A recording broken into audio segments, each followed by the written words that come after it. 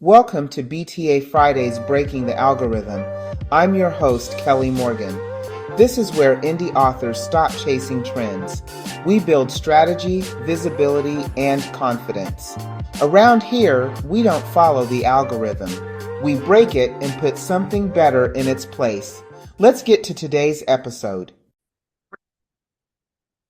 Everybody, Kelly here. Welcome to another episode of BTA Fridays Breaking the Algorithm, where we break the algorithm and we put something better in its place. You know, around here, we do not subscribe to the algorithm. Like I said, we cut that bitch off and then we put something better in its place. All right, so today I want to talk about something that I hear a lot about. I didn't really know what it was, so I went down a rabbit hole, and I love to share what I learned. So today I want to talk about imprints because it's one of those industry terms that I realize it gets used a lot, and I did not fully understand what an imprint was, so I wanted to go down the rabbit hole. By all means, I am not the subject matter expert, but I did learn the basics and I wanted to share them with you. So let's get into it. All right, so what is an imprint? All right, so let me go start with the basics, and I'm going to break it down so that we can understand it. So a publishing company, let's just say my publishing company, Bright-Headed Publishing, is the business. That's the legal entity. The publishing company owns the ISBNs, they sign the contracts, and they're the ones who get paid. So that's in that case, that would be Bright-Headed Publishing, right? An imprint is not a company. An imprint is simply a publishing name that appears on the book. That's it. And there are two ways in which imprints work, all right? One option is the company name and the publishing name are the same. So the book might say published by Bright-Headed Publishing, all right? In that case, I own the publishing company and whatever I publish is published directly underneath me, underneath the name, right? No separate imprint was created under Bright-Headed Publishing. And that's probably the most common, completely valid way to go ahead and publish your book. The second option is when the company creates a separate imprint name. So let's just say I still have Bright-Headed Publishing, but let's say the imprint says published by ABC Press, an imprint of Bright-Headed Publishing. Bright-Headed Publishing still owns everything. It still controls everything. ABC Press is just the label on the book. Same company, different publishing name, right? Okay, so I'm thinking, okay, so why would anybody do that? And the reason why a publisher would do this is branding and clarity. So an imprint lets you separate genres. You can separate audiences. You can create a distinct vibe or focus. You can publish different types of books without confusing your readers. So for example, let's just say you might not want that children's book, the poetry book, and the adult nonfiction book all to be carrying the same publishing label.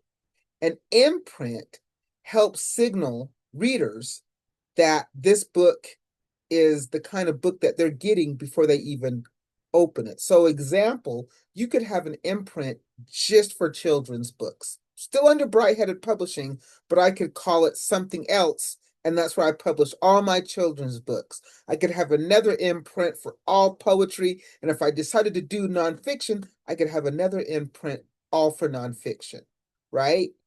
It's about organization and positioning.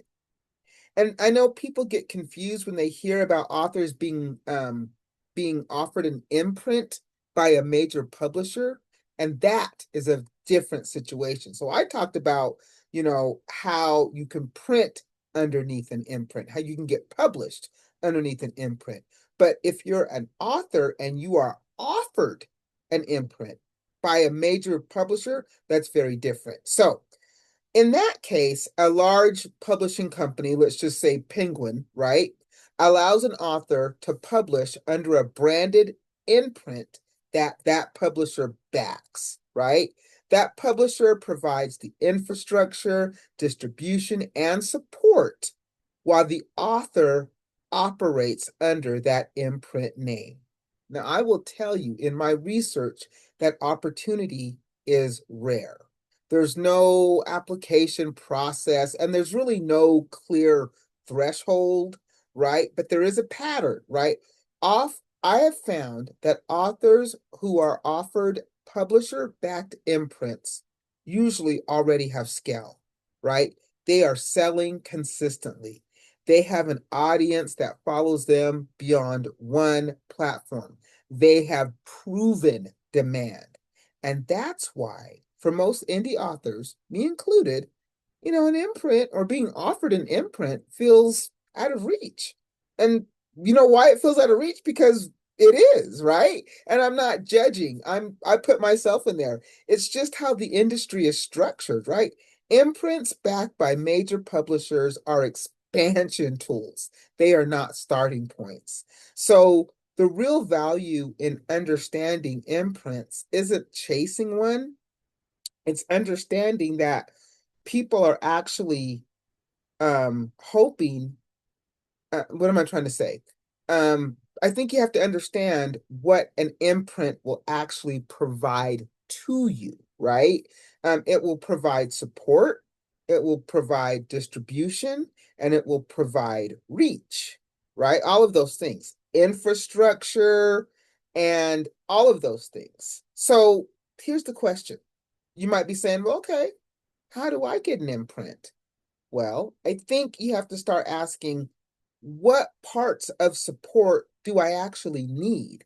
And what can I build myself? Because I said, you guys, imprints that are offered, especially by the big five, by major publishers, are not going to be offered to just anybody. They're going to offer them to authors who have a proven sell record, proven audience, who are actually out there doing all of these things. And now they have the opportunity to publish under one of the big five, right? I think that imprints are great. I don't see everybody obviously getting an imprint, but I think that the opportunity for you to possibly get published under an imprint is real. It's very real, right? And when we learn about how publishing works, that's another way that we break the algorithm, because now we understand a little bit more about imprints, how they work, what they are. Is it reachable for me? You know, I will say this, you guys, imprints are real. They serve a purpose, but they are not required for you to have legitimate growth, right? And for most indie authors, the clarity about structure matters more than chasing the access, right? Which is why I wanted to talk about what an imprint was. I like to learn about new things, and then when I learn them, I want to be able to share them and pass them on, because you know what? Knowledge is power, and if we're all knowledgeable together, then that means we're a powerful community. I think when you understand the system, you decide how much of it that you can actually rely on, what's going to work for you, and where to really put your time, your effort, and your dollars. All right.